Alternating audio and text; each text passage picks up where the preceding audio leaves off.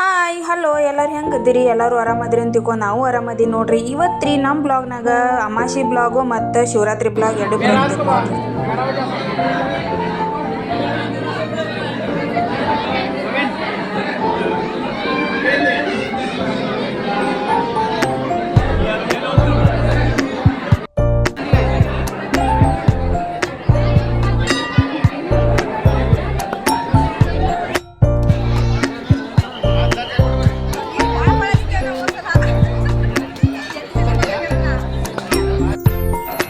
ಉಪವಾಸ ಇದ್ದಿದ್ದಿನ ರೀ ಒಂದು ಸ್ವಲ್ಪ ಸಾಬುದಾನಿ ಕಡಿ ಬಾಳೆಹಣ್ಣು ಒಂದು ಸ್ವಲ್ಪ ಶಿವನ ಫೇವ್ರೇಟ್ ಇದು ಕಡ್ಲಿ ಇದನ್ನ ಅದನ್ನ ಸ್ವಲ್ಪ ಮಾಡ್ಕೊಂಡು ಉಪವಾಸ ಬಿಡಿಸ್ಕೊಂಡು ಇವತ್ತು ಬೆಳಗ್ಗೆ ಎದ್ರಿ ಅಮಾಸಿ ಇರತ್ರಿ ನಾವು ಹುಗ್ಗಿ ರೆಡಿ ಮಾಡೋದು ನೋಡ್ರಿ.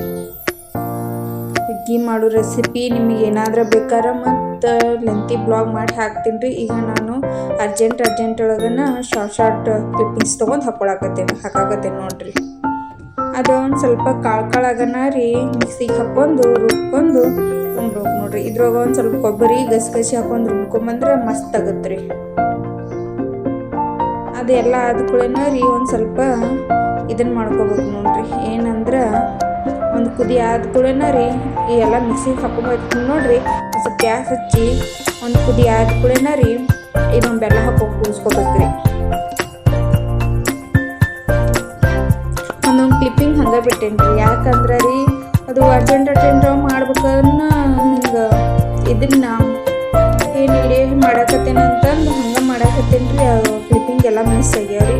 ಇನ್ನೊಂದು ಕ್ಲಿಪ್ಪಿಂಗ್ ಒಳಗೆ ಹೇಳ್ಕೊಡ್ತೇನೆ ನೋಡ್ರಿ. ಹುಗ್ಗಿದ್ದ ರೆಸಿಪಿ ಹೆಂಗೆ ಮಾಡೋದು ಏನೇನು ಅಂತಂದು ಮತ್ತೊಂದು ಬ್ಲಾಗ್ನಾಗ ತಿಳಿಸ್ಕೊಡ್ತೀನಿ ರೀ. ಇದೆಲ್ಲ ಮಿಕ್ಸ್ ಮಾಡ್ಕೊಂಡು ಒಂದು ಅರ್ಧ ತಾಸು ಕುದಿಯಕ್ಕೆ ಬಿಡ್ಬೇಕು ನೋಡ್ರಿ. ಬೆಲ್ಲ ಮಿಕ್ಸ್ ಮಾಡ್ಕೊಳ್ಳೋಣ.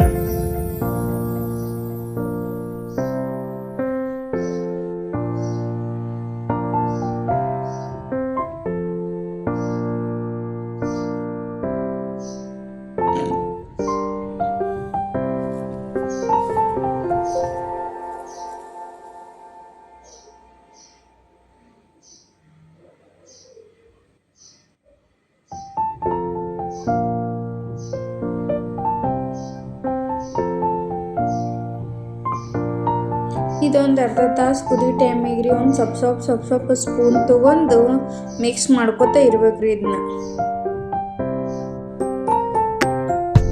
ಮತ್ತು ಅದಾದ್ಮ್ಯಾಗನ ರೀ ಇದು ಮಿಕ್ಸ್ ಆದ್ಕೂಳೇನ ರೀ ಒಂದು ಸ್ವಲ್ಪ ಸಕ್ಕರೆ ಹಾಕೊಂಡ್ಬಿಡ್ಬೇಕ್ರಿ. ಭಾಳ ಏನಿಲ್ರಿ, ಸ್ವಲ್ಪ ಹಾಕೋಬೇಕ್ರಿ. ಬೆಲ್ಲನ ಜಾಸ್ತಿ ಹಾಕೋಬೇಕ್ರಿ.